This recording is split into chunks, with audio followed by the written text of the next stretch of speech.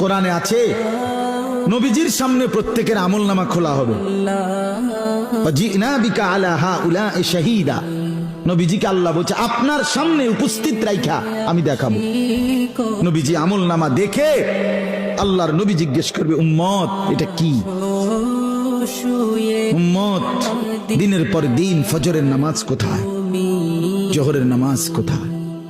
উম্মত 30 বছরের ব্যবসার মধ্যে একটা হালাল নাই। সুদের এত টাকা দরকার, ঘুষের এত টাকা দরকার। উম্মত যৌবনের পুরাটা সময় মোবাইল দেখে, ছবি দেখে, নাচ গান দেখে, উলঙ্গ দৃশ্য দেখে নষ্ট করে ফেলেছো। আজ আমি কিসের সুপারিশ করব উম্মত? আমি এটা নিয়ে আমার আল্লাহর সামনে কেমনে দেখাবো? আমি কিভাবে বলবো? হযরত মাওলানা তারিক জামিল সাহেব বলেন হাসরের ময়দানে নবীজি আহা বাপ শুনেন শেষ কথা, হাসরের